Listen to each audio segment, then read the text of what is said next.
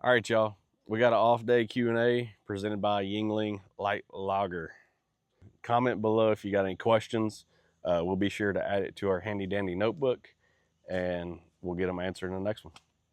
Let's get it started off with, what would you call your home lake? Well, I'm just outside of Oklahoma City, so I don't really have a home lake. But I go to Grand probably more than anywhere else in the state. Texoma's 2 hours, Eufaula's 2 hours, Grand's 3 hours, but more tournaments go to Grand than anywhere else. BFLs, Toyota Series, BPT events, so I go there more often, and I only go there for tournaments. I would consider that probably my home lake because I go there more often than anywhere else. We do have some smaller lakes somewhat close by, but you know, they're like 45 minutes from the house, small little city lakes and stuff. So go there for a few hours and come home. Number 2, standard chatterbait setups, which technically is standard hurricane setups. That would be, rod would be an Alpha Angler mag rebound, which technically is a cranking rod, but it's a glass rod that loads up well, plenty of power. You know, I joke all the time, I say boat flips only. We boat flip 4 and 5 pounders with it. That's because I throw it on 20-pound T7 fluoro or braid, 30-pound super braid. Depending on what I'm throwing around, that's what I do. High speed reel. Every reel in my boat's 8-to-1. There's nothing slower that rides in this boat at all. I pretty much throw a 3/8 ounce religiously. Nothing heavier, nothing lighter, 3/8 ounce. That's my go-to. And the trailer that I put on there, we're not going to name names on it, but it's a 4.5 inch, pretty much straight tail trailer. And I try to match my chatterbait as best I can, my hurricane as best I can. We want it to be as natural fitting as possible to match the skirt, to make it look as good and realistic as possible. What are your deciding factors on using a swim jig versus a bladed jig?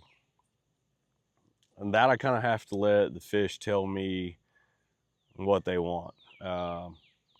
For instance, last week we were at Grand, fishing a flooded Grand Lake, a bunch of water willow, which normally I would throw a swim jig. But I couldn't get them to bite a swim jig. For whatever reason, they would not touch it. I didn't have the first bite all week, and I did throw it about every day. And I couldn't get them to eat it. I tried different colors. Just couldn't get them to eat it as good as I could a hurricane, so I opted to not throw it as much during the tournament, because every time I would pick up the chartreuse and blue hurricane, I would get bit almost immediately. So I simplified it down to that, and I just ran with it the whole event. I did see some fish got caught on a swim jig, but that individual showed up in an area that he hadn't fished all week and just decided to throw a swim jig, and he caught some, which, you know, he's got confidence in it. So props to him on that, even though it sucks that I lost a lot of fish because of that. I saw your other video about a Mercury update. Do you like it, and how noticeable is it? It is very noticeable. The boost update, it doesn't do anything for top end. Your whole shot's much better. And your mid-range pulls a lot harder. So for someone that has a 2019 to 2025 Pro XS V8 for, I think it's $250 update, it's well worth it. Your whole shot's better. It pulls so hard all the way until your top end, and then you can feel it just ease up. So if you're in a drag race, you're in a, you know, jackpot tournament where everybody shotgun starts and you want to beat your buddies, it's worth the $250. You'll dust their ass until you hit your top end. Then you better hope you got a fast boat like a Bass Cat, because no Ranger, no Nitro, none of them are going to outrun you. Or Nitro, sorry, I missaid that. 4th of July cookout. What are you bringing? A lot of these, a lot of Yuenglings. I'm bringing those. because somebody else is grilling and I'm going to eat all their food, and I'm going to have all the Yuenglings there for everybody to drink, but not mine. I'm going to have my own stash and I'm going to drink all them. Do you practice differently for NPFL versus BPT? Not so much. From a different aspect, I fish similar in both. I've always practiced and fished to what I say is bite generation. I just want to see how I can catch the most fish I can catch, get a vibe for if I'm getting, you know, some good bites mixed in, if I need to do something different to produce bigger bites. But ultimately, I just want to catch as many fish throughout the day as I can with the numbers ratio on my side, because I feel like if I go through a ton of bites, catch a ton of fish, the numbers being on my side, I should catch a few good fish a day mixed in. So if I'm catching a ton, I'm more confident. The only thing that is different is we can't use forward facing sonar with NPFL. So I can't really visually see brush piles or structure on the bottom in a live aspect. So I'm kind of blind casting around. I can't target stumps and things like that as easily. Obviously I can still mark it on side scan. I can still put a waypoint on it. I can still line up and cast to it, but I don't know really like if there's a 5-pounder sitting there real tight to the stump that I can't see. So I may or may not catch that fish. If he's there, I may not know he's there unless he's sitting off to the side of it a little bit and I can see him on side scan or happen to go right over him and see it on down. But overall, I practice the same pretty much. You know, I'm just trying to figure out the way I can catch the most fish and, you know, ultimately have the best outcome as possible.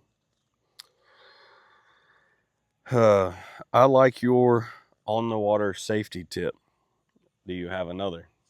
My Mercury on the water safety tip was, when you go somewhere to fish, always let somebody know where you're going and when to expect you to be back. That way, if something crazy happens or an accident happens and you don't show up, somebody will know, you know, hey, if I said I was going to be back at 2 o'clock in the afternoon and they haven't heard back from me by 5 and they can't get a hold of me, something's probably wrong. We need to reach out and try to get somebody on it quick. Another safety tip I could say on top of that is, you know, always wear a life jacket with a kill switch. Always, no matter how confident you are, no matter how many years you've been driving a boat, operating, you know, at high speeds and whatnot. I mean, it could happen at 40 miles an hour. You could hit something and an accident could happen in the blink of an eye. And if you don't have a life jacket and kill switch, that may be your last day on the water. So always wear a life jacket and kill switch would be my next tip. What's your PB? I've caught 2 that were like very, very similar. They both, one was an 1197, one was 1198. So both were right there pushing 12 pounds. I caught one of them on an Alabama rig, a homemade Alabama rig. Actually, my neighbor and I built a bunch of them and we sold, I don't know how many of them back in the day when they were brand new. When it became a thing like the prickly pear is now, something everybody has to have and they're paying astronomical amounts for them. Alabama rig at one time was that bait, and we made our own and we went down. I actually skipped a college class one day because the weather had been nice, and we went and caught like 43 pounds at Arbuckle back before everybody else was catching 40+ pound bags down there. First fish that morning was a 5-pound smallmouth. I caught a 10-pounder that morning, which was also a PB at the time. Caught endless amounts of 7 and 8s. And then to end the day, to top it off, I caught an 1197, which when I hooked her, I thought it was a state record. It was the biggest fish I'd ever seen. So super cool there. And then the very next year, the exact same lake. Hold on, we got some crazy music coming by.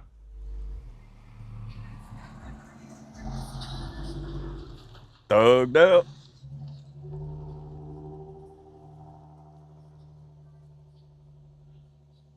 We're back.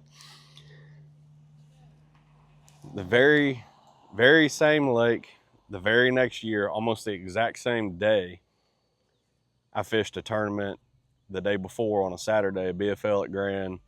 Caught like 18 pounds, finished fifth.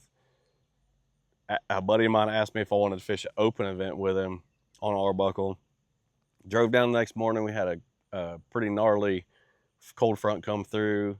We're about to take off, and I said, man, you know what? Before we leave, let's just start right here on the riprap and see if we can catch a few before we go venture out in the lake. And I pulled up, was rounding the corner. I caught one on a crankbait, caught another one on a crankbait, caught another one on a crankbait. I spot locked, and I said, Sam, you throw this way, I'll throw this way. We'll just see how many we can catch. And about 10 minutes in, I caught a 6.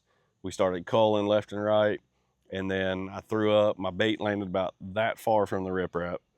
And like the first time I turned the handle, it locked up. And I thought I actually hit a rock because it just stopped.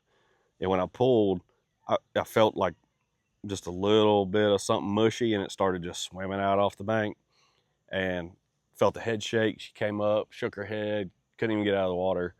Got her to the boat. This is a really funny story, and Sam will vouch for it to this day. Got her to the boat. He dip netted her, sat her in the center of the boat, and he sat down right here where I'm at. He didn't say a word. And I was like, dude, that's a giant. I was going crazy. I was grabbing her, trying to get my crankbait out of her throat, and he still didn't say a word. And I was like, bro, are you okay? And he just looked up at me and goes, I need a cigarette. He just couldn't believe what he was looking at, what we just caught. So we joke about it still to this day. It was really funny. At the time, I about died laughing when he said that. We culled again, ended up having 29 pounds that day. I think the second place bag was like 9.5 pounds, so we smoked them. And then the next week, they called and said that I can't fish any more of their events because I'm a professional and I paid to fish a Ravac or Toyota Series entry fee at the time, which considered me a pro versus a boater. So they kind of, stuck it to me on that one, which I thought was kind of a cheap move. But anyways, we didn't fish any more of their events. We moved on and we got our win while we could there. But yeah, it's my 2 PBs, basically, identical fish. One on a wiggle wart in about that much water, and one on the Alabama rig in about 25 foot of water. So that's your off day Q&A presented by Yuengling Light Lager.